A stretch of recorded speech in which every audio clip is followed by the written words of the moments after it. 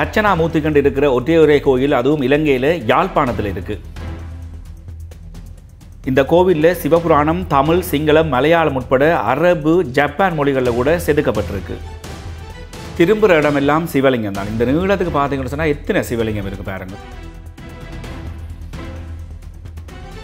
ஒரு வித்தியாசமான கோவில், ஒரு வித்தியாசமான இடத்துல சூழலில் இருக்குது. அதுவும் யாழ்ப்பாணத்தில். வெளிநாட்டிலேருந்து வாராக்கள் ஒரு தடவை இந்த கோயிலுக்கு வந்துட்டு போகும்போது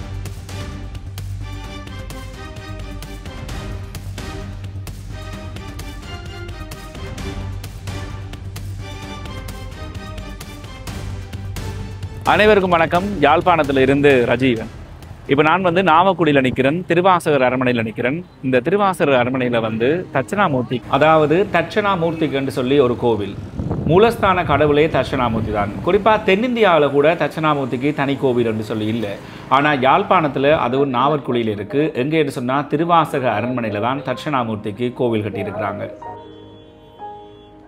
ஏனைன் ரோட்டால் யாழ்ப்பாணத்துக்கு வரையக்குள்ள நாவற்குழி சந்தியை தாண்டின உடனே வலது பக்கத்தில் நீங்கள் இந்த கோயிலை காணலாம்.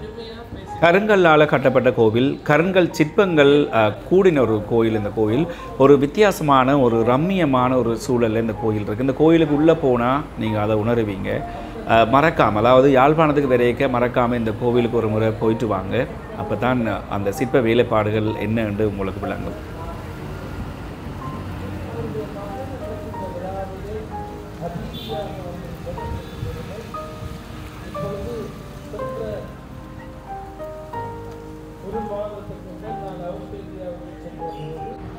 இது கருங்கல்லால் செய்யப்பட்ட தேர். இந்த தேரில் சிவலிங்கத்தோட திருமூலரை வச்சு வணங்குறாங்க.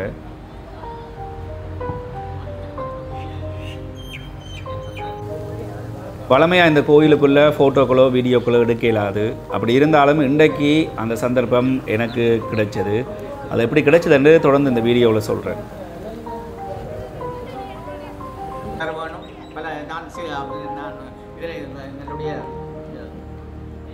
சச்சியானந்தம் ஐயா இருக்கிறார்கள். அவர்களுடைய அந்த சில இதை நான் பார்க்குறேன். அந்த அவர் தன்னுடைய மன ஆதங்கத்தை கன்னடத்திலே சொல்லிக் கொண்டிருப்பது நான் அதில் பார்த்து நானும் கவலை அடைகிறேன். நான் போராட்ட நிகழ்வு நடக்கிறது. அவர்கள் நீண்ட காலம் இருக்கணும் என்ற எங்களுடைய மதத்தை பிளவுபடுத்தவர் அந்த வகையில் சிவராத்திரிக்கும் மற்ற விசேஷ நாட்களையும் இங்கே மக்கள் பக்தர்கள் கூட்டம் அதிகமாக இருக்கும்.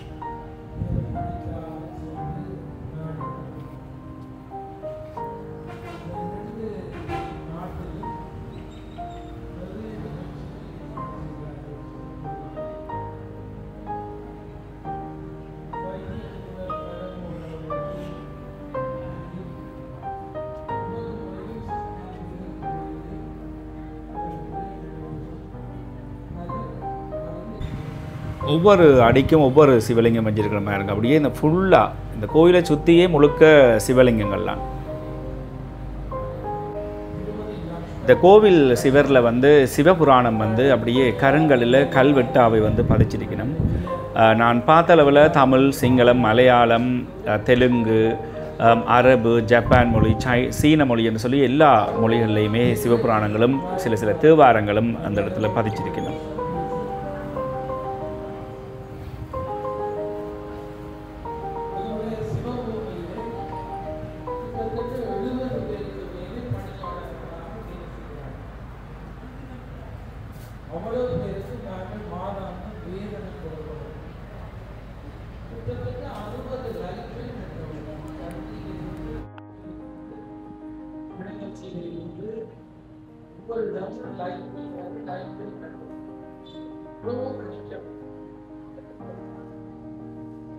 ஒவ்வொரு மாதாந்திரத்தில் எடுத்து பார்த்தா 18 லட்சம் 25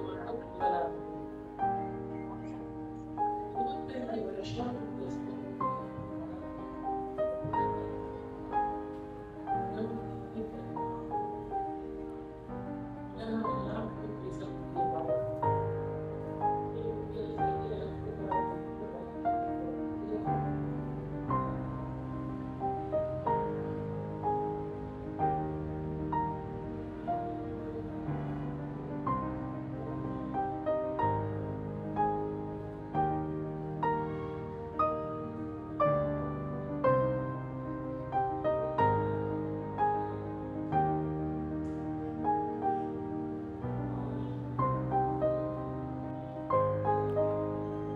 இந்த இடத்துல சிவலிங்கங்களோட மணிகளும் தொங்க விட்டுருக்கணும். இந்த இடத்தையே பாருங்க, ஒரு வித்தியாசமாக வந்து இருக்குது. இந்த கோவிலே ஒரு வித்தியாசமான கோவில். யாழ்ப்பாணத்தில் அதுவும் நாவற்குழியில் இப்படி ஒரு கோவில் இருக்கிற விஷயம் உண்மையாக எனக்கு தெரியாது. இந்த சந்தர்ப்பம் எனக்கு ஒரு நல்ல ஒரு சந்தர்ப்பமாக அமைஞ்சது உள்ளே வந்து பார்க்குறதுக்கு. அதான் நான் ஏற்கனவே சொல்லியிருந்தேன், நான் உங்களுக்கும் சந்தர்ப்பம் கிடைக்கிற பட்சத்தில் யாழ்ப்பாணத்துக்கு விரைக்குள்ளேயே நாவற்குழியில் இந்த கோயிலை பார்த்துட்டு வரலாம். நீங்கள் அப்படி இல்லை என்று சொன்னால் நாவற்குழி பெருசாக தூரம் இல்லை, யாழ்ப்பாணம் வந்துட்டு கூட நீங்கள் நாவற்குழிக்கு போய் இந்த கோயிலை பார்க்கலாம். இந்த தூண்கள் எல்லாமே கருங்கற்கள் தான். இந்த கோவிலை பார்க்க சோழர் காலத்து கோவில்கள் வந்து நினைவுக்கு வருது. அந்த அளவுக்கு இந்த கோயிலுடைய வேலைப்பாடுகள் அமைஞ்சிருக்குது.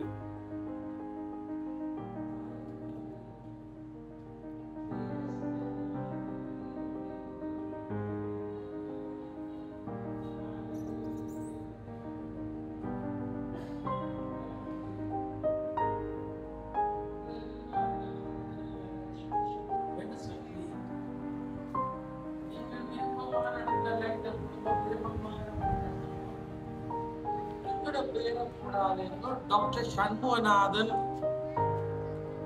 திருமதி சிவகௌரி ஏற்கனவே சொல்லியிருந்தேன், அதாவது இந்த கோயிலில் வந்து வீடியோக்கள் ஃபோட்டோக்கள் எடுக்கக்கூடாதுன்னு சொல்லி வெளியில் போட்டே போட்டிருக்குது.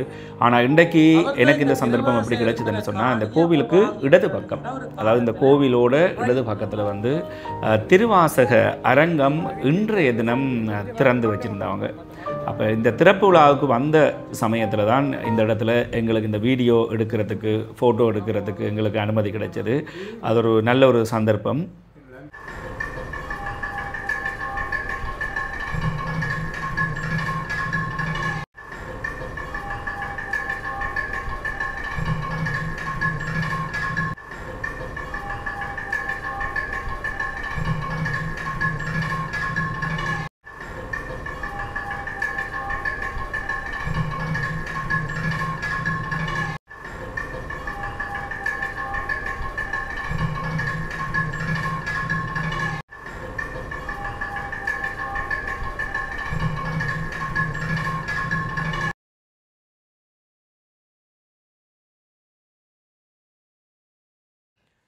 சரி நண்பர்களே, இதோடு இந்த வீடியோ முடிக்கிறேன். மறுபடியும் உங்களை ஒரு புதிய வீடியோவில் சந்திக்கிறேன். நன்றி.